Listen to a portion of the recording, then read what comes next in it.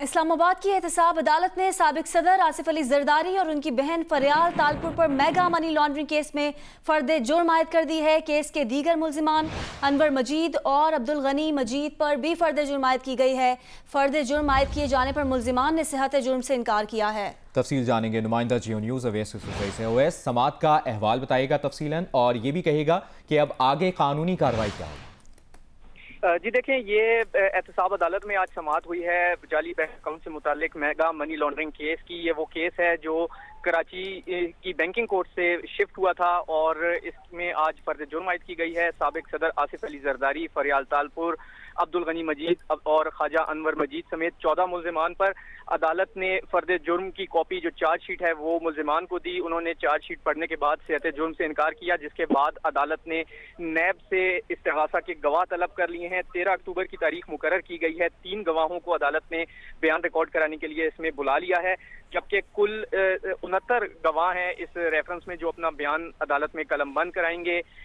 गवाहों के बयान कलमबंद होने के बाद उन पर वकला सफाई की जिरा होगी और उसके बाद मुल्जिमान को मौका दिया जाएगा अपनी स्टेटमेंट्स रिकॉर्ड कराने का, जिसके बाद ये केस हतमी मराहिल में पहुंचेगा। इसके अलावा भी 2 रेफरेंसेस थे जिनमें अदालत ने फर्द जुर्म आयद करने के लिए साबिक सदर आसिफ अली जरदारी को तलब कर रखा था। एक पार्क लेन का ज़िमनी रेफरेंस था और दूसरा ठट्ठा वाटर सप्लाई से मुतालिक रेफरेंस था। लेकिन उन रेफरेंसेस में जो ठट्ठा वाटर सप्लाई है उसमें एक मुल्जिम गैर हाजिर था, जबकि 3 मुल्जिम गैर हाजिर थे जिनके वारंट गिरफ्तारी जारी कर दिए गए हैं। इसी तरह जो एक पार्क लेन का ज़िमनी रेफरेंस था उसमें भी एक मुल्जिम गैर हाजिर था। इसलिए उन दोनों रेफरेंसेस में फर्द जुर्म आयद करने की कार्रवाई 5 अक्टूबर तक मुलतवी कर दी गई है और गैर हाजिर मुल्जिमान के वारंट जारी कर दिए गए हैं। जी वैसे सबसे आपने तफसीलन अपडेट किया, बहुत शुक्रिया आपका। इस्लामाबाद की एहतसाब अदालत ने साबिक सदर आसिफ अली जरदारी और उनकी बहन फरियाल तालपुर पर मेगा मनी लॉन्ड्रिंग केस में फर्द जुर्म आयद कर दी, जबकि पार्क लेन के ज़िमनी रेफरेंस में फर्द जुर्म आयद करने की कार्रवाई 5 अक्टूबर तक मौखर कर दी गई है। आसिफ जरदारी समेत तमाम मुल्जिमान पर पार्क लेन के ज़िमनी रेफरेंस में फर्द जुर्म की कार्रवाई मौखर की गई है। मुल्जिम शेर अली के वारंट गिरफ्तारी जारी किए गए हैं। 5 अक्टूबर को गिरफ्तार करके पेश करने का हुक्म दिया गया है। ठट्ठा वाटर सप्लाई रेफरेंस में फर्द जुर्म आयद करने के लिए 5 अक्टूबर की तारीख मुकर्रर की गई है।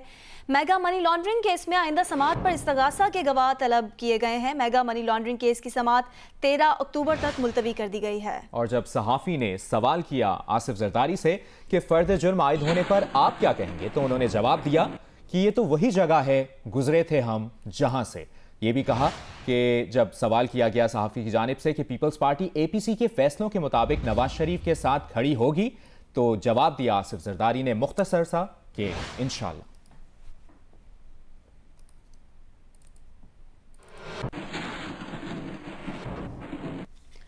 साबिक सदर आसिफ अली जरदारी ने जाली अकाउंट्स केसेस का ट्रायल इस्लामाबाद हाई कोर्ट में चैलेंज कर दिया है। मेगा मनी लॉन्ड्रिंग और पार्कलैंड रेफरेंसेस में बरियत और ट्रायल फौरी रोकने की भी दरख्वास्त की है। इस्लामाबाद की एहतसाब अदालत इससे पहले आसिफ जरदारी की दरख्वास्त बरियत मुस्तरद कर चुकी है।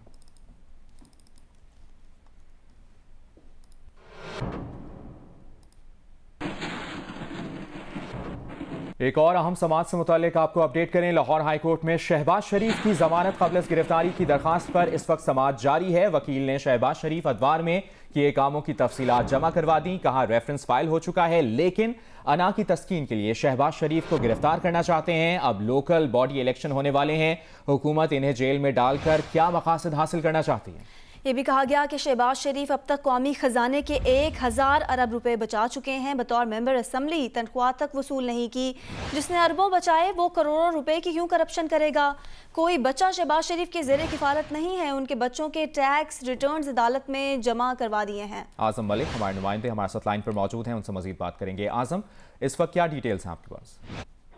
जी देखें, आमदन से जायद असाफाजात केस और मनी लॉन्ड्रिंग केस के ऊपर आज समाअत हुई। समाअत के मौका पर शहबाज शरीफ ने अदालत से गुजारिश करने की इब्तिदा की और जिससे कहा कि मुझे आपसे चंद मिनट चाहिए, जिस पर अदालत ने कहा कि अगर आपके वकील ने बात नहीं करनी तो आप बात बाद में कर लीजिएगा। उनके वकील आजमजीद तारड़ ने कहा कि इन्हें 6 माह की जेल दिखाने का क्या मतलब है, किस नीयत से बार बार इस केस को उठाया जा रहा है।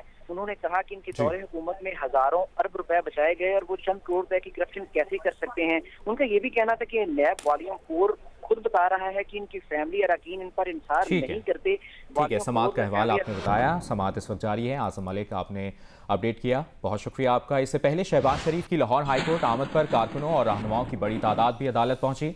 अदालत के बाहर मीडिया से गुफ्तगू करते हुए एहसन इकबाल ने कहा कि कायदे आज़म के पाकिस्तान और जमहूरियत के लिए बड़ी से बड़ी कुर्बानी देंगे, लेकिन अपने मौक़िफ़ से पीछे नहीं हटेंगे। राना सनाउल्लाह कहते हैं कि शहबाज शरीफ के खिलाफ केस की कोई हैसियत नहीं, उम्मीद है अदालत इंसाफ फराहम करेगी।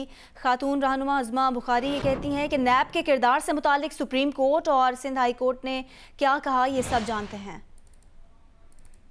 हुकूमत की अखलाकी दिवालियापन और सियासी दिवालियापन की इंतहा है, लेकिन हम इनके ऐसे वारंट से और ऐसे हथकंडों से मरूब नहीं होंगे।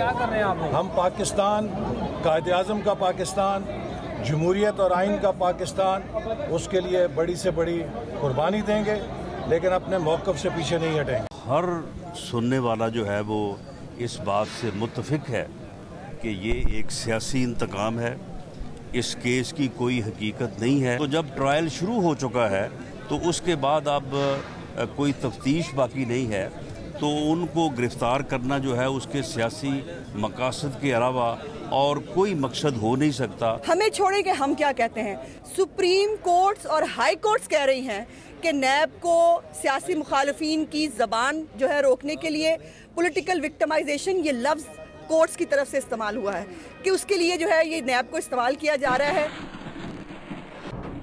खबर देंगे आपको कोयटा से। कोयटा में 3 साल के बच्चे के घर में कत्ल की तहकीकात में बड़ी पेशरफ्त हुई है। पुलिस ने दावा किया है कि मुलाजमा ने एतराफ़े जुर्म कर लिया है कि केस में नामजद मुलाजमा जिस्मानी रिमांड पर पुलिस की तहवील में थी। नुमाइंदा जियो न्यूज़ शहाब उमर ने हमें ज्वाइन किया, उनसे मजीद बात करेंगे। शहाब, मजीद क्या पेशरफ्त हुई है, पुलिस क्या बता रही है?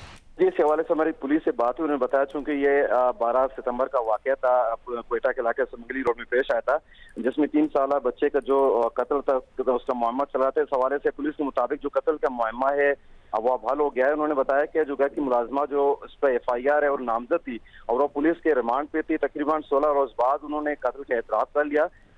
जो मुलाजमा है शीतल, उन्होंने एतराफ़ी बयान में ये बताया कि उस रोज वो और उनके जो बांजी नजरिया थी उनके हमरा थी और वो चोरी की नीयत से घर के अलमारी में जो कपड़े बाकी जेवरात थे वो निकाल कर शापर में डाल के ले जाने के लिए कोशिश करते हुए उस दौरान उन्होंने देखा कि जो बच्चा है वो भी वहाँ पे बैठ कर खेल रहा था टैबलेट से। तो उन्होंने जब टैबलेट छीना तो उनके मुताबिक वो बच्चा रोने लगा, तो उन्होंने कोशिश चुप कराने की बहुत कोशिश की, तमाम वो खामोश नहीं हुआ। तो उनका यह कहना था कि हमें उस बच्चे को मारने का इरादा नहीं था, तो हम तेज में गला दब गया। उसके बाद वॉशिंग मशीन में सब के पानी में डाला और फिर फरार होने की कोशिश की। उस दौरान जो है घर के अफराद, बाकी रिश्तेदारों ने उन्हें जब देखा तो शापर वहाँ फेंक के वो फरार हो गए हैं। जी, बहुत शुक्रिया शहाब उमर तफसीलात बताने के लिए। और अभी आपको अपडेट करें, अमरीकी सहाफ़ी डैनियल पर्ल कत्ल केस में सिंध हाई कोर्ट के फैसले के खिलाफ अपील पर सुप्रीम कोर्ट में समाअत जारी है। जस्टिस काजी अमीन ने सिंध हुकूमत के वकील फारूक नाइक से सवाल किया कि टैक्सी ड्राइवर को कैसे मालूम हुआ कि उसकी गाड़ी में सवार शख्स का नाम डैनियल पर्ल है। मकतूल डैनियल पर्ल की लाश नहीं मिली, पोस्टमार्टम नहीं हुआ। उमर शेख पर कत्ल कैसे साबित हुआ? कहा, मफरूजों पर बरियत के फैसले को कलअदम करार नहीं देंगे। आपने पूरे केस की कड़ियां जोड़नी हैं, एक कड़ी भी टूट गई तो आपका केस खत्म हो जाएगा। जबकि फारूक नाइक ने अपने दलाइल में कहा कि अगवा साबित है। सिंध हाई कोर्ट को मुल्जिमान को बरी करने की बजाय दोबारा ट्रायल का हुक्म देना चाहिए था। एक गवाह आसिफ महफूज ने रावलपिंडी के होटल में डैनियल पर्ल और उमर शेख की मुलाकात कराई। होटल के रिसेप्शनिस्ट आमिर अफजल ने उमर शेख को शनाख्त परेड में पहचाना। फारूक नाइक ने कहा कि यह दुरुस्त है, पहली साजिश कत्ल नहीं बल्कि तावान लेना था।